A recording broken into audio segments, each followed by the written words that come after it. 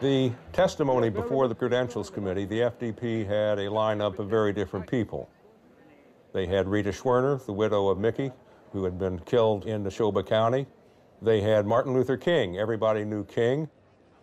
The seating of the delegation from the Mississippi Freedom Democratic Party has political and moral significance far beyond the borders of Mississippi or the halls of this convention. But the highlight of the testimony was that of Fannie Lou Hamer. The sharecropper who had been evicted from her plantation had come to symbolize the Mississippi movement. Mr. Chairman, and to the Credentials Committee, it was the 31st of August in 1962 that 18 of us traveled 26 miles to the county courthouse in Indianola to try to register to become first-class citizens. We was met in Indianola by policemen.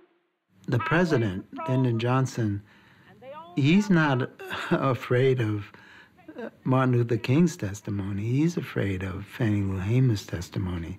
And so he decides that the country should not see her testify live.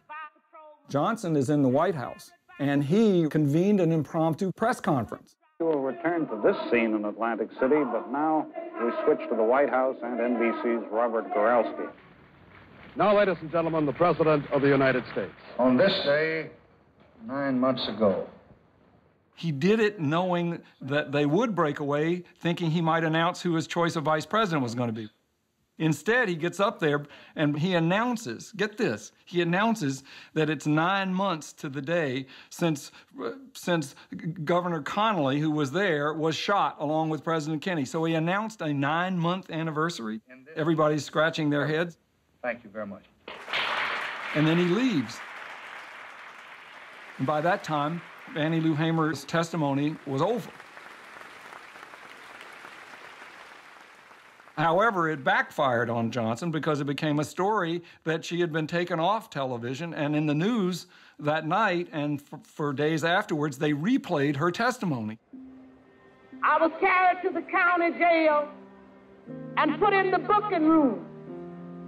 They left some of the people in the booking room and began to place us in cells. She had Mississippi in her bones. Martin Luther King or the SNCC field secretaries, they couldn't do what Fannie Lou Hamer did. They couldn't be a sharecropper and express what it meant, right? And that's what Fannie Lou Hamer did. And it wasn't too long before 3 white men came to my cell. One of these men was a state highway patrol. He said, "We're going to make you wish you was dead."